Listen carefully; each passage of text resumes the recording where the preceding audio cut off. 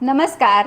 मी doctor ज्योती Ganesh Pawar, Ayurmantra clinic Pune येथून तुम्हा सर्वांचं अगदी मनापासून स्वागत करते आपल्याच या चॅनलवर डॉक्टर ज्योती पवार्स आयुर्मंत्रा. ऋतू बदलला की काही ना काही विकार आपल्याला होत असतात आणि विशेषतः उन्हाळ्यामध्ये उष्णतेचे विकार एवढे वाढतात की हा उन्हाळा सगळ्यांना नकोसा वाटतो. एवढे वाढले आहेत की लहान मुलांपासून वृद्धांपर्यंत त्याचा त्रास खूप होत आहे. तर उष्णता नेमकी वाढते का, त्याची लक्षणं काय आहेत, त्याची कारणं काय आहेत, असे काही रामबाण उपाय तुम्हाला सांगणार आहे. तर त्यामुळे तुमच्या शरीरातील उष्णता तर कमी होईलच, त्याचबरोबर वजन देखील कमी होईल. तर त्यामुळे व्हिडिओ शेवटपर्यंत पाहत राहा. व्हिडिओला सुरुवात करण्यापूर्वी एक छोटीशी रिक्वेस्ट, जर तुम्ही माझ्या चॅनलवर नवीन असाल तर चॅनलला सबस्क्राईब जरूर करा आणि बेल आयकन हिट करा, जेणेकरून नवीन व्हिडिओ अपलोड झाला की तो सर्वात आधी तुमच्यापर्यंत येईल. उष्णता वाढण्याची लक्षणं काय आहेत, तर सगळ्यात महत्त्वाचं लक्षण म्हणजे हातापायांची आग होते, जळजळ होते, पोटात जळजळ होते, पोटात आग पडते. त्याचबरोबर हाताची पायांच्या तळव्यांची देखील स्किन निघते, शरीरातील पाणी कमी होते, त्यामुळे घशाला सतत कोरड पडते, संपूर्ण स्किन कोरडी पडते आणि विशेष करून पायांना, तळपायांना भेगा पडतात, ओठ कोरडे पडतात, ओठांना देखील भेगा पडतात. उष्णता वाढणे म्हणजेच पित्त वाढणे, त्यामुळे मायग्रेनचा विकार देखील या दिवसात खूप जास्त वाढत असतो. ज्यांना ऑलरेडी मायग्रेन आहे या दिवसामध्ये फार जास्त त्रास होतो. फ्रिक्वेंटली मायग्रेनचे अटॅक्स त्यांना येत असतात. रक्तस्राव होणे आणि विशेषतः नाकातून रक्तस्राव होणे, ज्याला घोळाना फुटणे असं आपण बोलीभाषेत म्हणतो, लहान मुलांमध्ये हे खूप कॉमन आहे, ते या दिवसांमध्ये वाढत असतं. त्याचबरोबर मूळव्याधाचा त्रास असेल तर तेथून देखील रक्तस्राव होण्याची शक्यता उष्णतामुळे वाढत असते आणि मूळव्याधाचा त्रास देखील खूप जास्त प्रमाणात होत असतो. त्याचबरोबर मासिक पाळीमध्ये स्त्रियांना रक्तस्राव जास्त होण्याचा संभव देखील या दिवसामध्ये असतो. त्याचबरोबर लघवीचे इन्फेक्शन्स वारंवार होतात. युरिनरी ट्रॅक इन्फेक्शन, लघवीला जळजळ होणे, वारंवार जंतुसंसर्ग होणे हे देखील विकार होत असतात. किडनी स्टोन देखील वारंवार या उन्हाळ्यामध्ये होत असतो.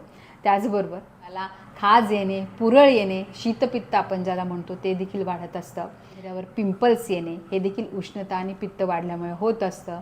शरीरावर केस तुडा, बॉईल किंवा अपसेस होण्याचं प्रमाण, म्हणजे कुठे तर बेंड येणे सामान्य भाषेत, तर ते देखील या दिवसामध्ये वाढत असते. त्याचबरोबर चेहऱ्यावर वांग येणे, काळे डाग पडणे हे विकार देखील शरीरात उष्णता वाढल्यामुळे होत असतात. उष्णता वाढल्याचे हे काही सामान्य आढळून येणारे लक्षणं आहेत. उष्णता वाढते म्हणजे शरीरातील पित्त वाढतं आणि पोटात सगळ्यात आधी ही उष्णता वाढत असते. शरीरातून घाम जास्त निघतो आणि पाण्याचा निचरा जास्त होतो, त्यामुळे शरीरात पाणी देखील कमी पडतं. त्यामुळे उष्णता खूप जास्त प्रमाणात या दिवसामध्ये वाढत असते. क्रिया बिघडलेली असेल, अपचन, गासेस, पोटफुगी यासारखे विकार होत असतील, पोट नियमित साफ होत नसेल तर नक्कीच उष्णता विकार आपल्याला होऊ शकतात. दुसरं कारण म्हणजे आपली बिघडलेली जीवनशैली. फास्ट फूड, जंक फूड, खूप जास्त चमचमीत, तळलेले, तिखट पदार्थ खाणे यामुळे देखील उष्णता वाढत असते. तिसरं महत्त्वाचं कारण म्हणजे रात्रीचं जागरण. आता हे खूप कॉमन झालं आहे. स्क्रीन टाईम वाढलेला आहे, त्यामुळे जागरण होतं आणि त्यामुळे पित्त वाढतं, उष्णता वाढते आणि हे सगळे विकार आपल्याला होऊ शकतात. पुढचं महत्त्वाचं कारण ते म्हणजे स्ट्रेस किंवा ताणतणाव. हा तर मॅक्सिमम लोकांना आजकाल आहे.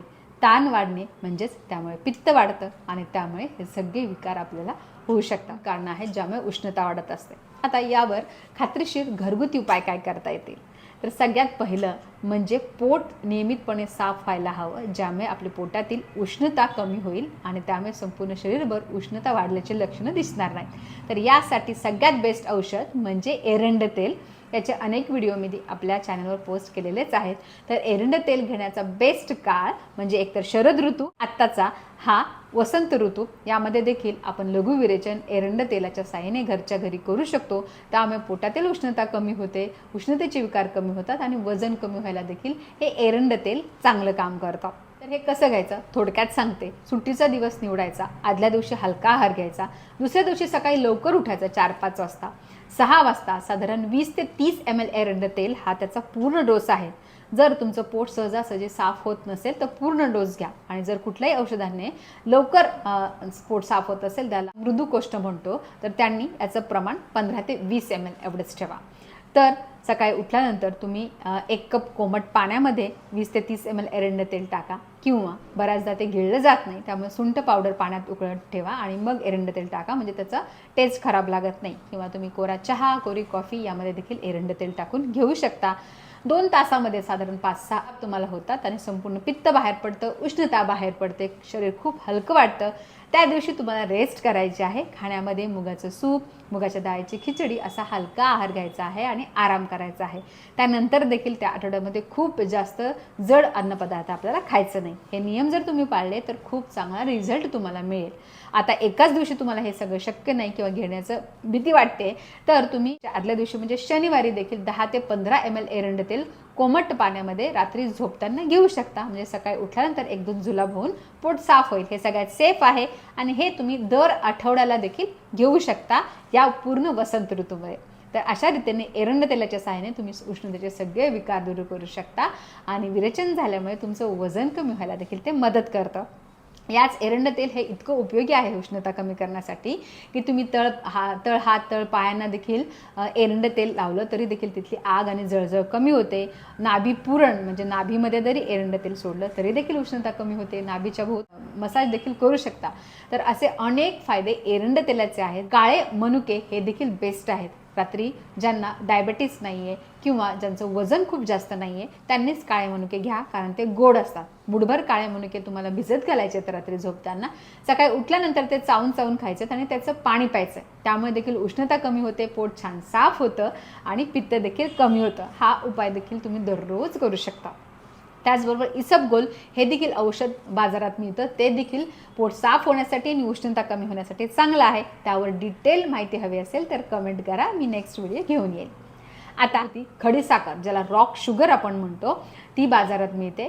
ती देखील थंड असते आणि त्याचा आपण उष्णता कमी होण्यासाठी वापर करू शकतो. ज्यांना शीतपित्त वारंवार होतं किंवा स्किन इन्फेक्शन होतात तर त्यांनी अर्धा चमचा धने भिजत घालायचे रात्री झोपताना आणि सकाळी उठल्यानंतर खडीसाखर त्यात टाकून ठेवायचं आणि तेच पाणी दिवसभर पिलं तर नक्कीच तुमच्या शरीरावरती रॅशेस, ॲलर्जी कमी होईल. तो म्हणजे गुलकंद.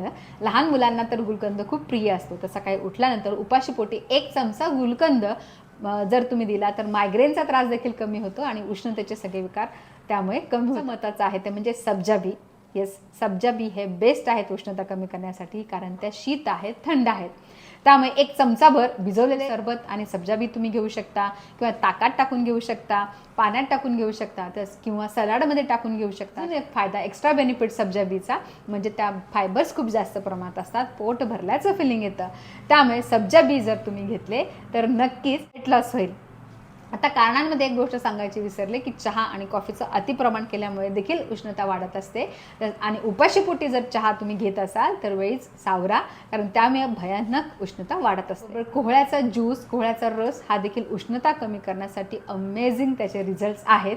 त्यामुळे त्याचा ज्यूस देखील तुम्ही आठवड्यातून किमान 2 वेळा जरी घेतला तरी तुम्हाला त्याचे खूप चांगले रिझल्ट बघायला मिळतील. पांढऱ्या कांद्याचाच रस घ्या.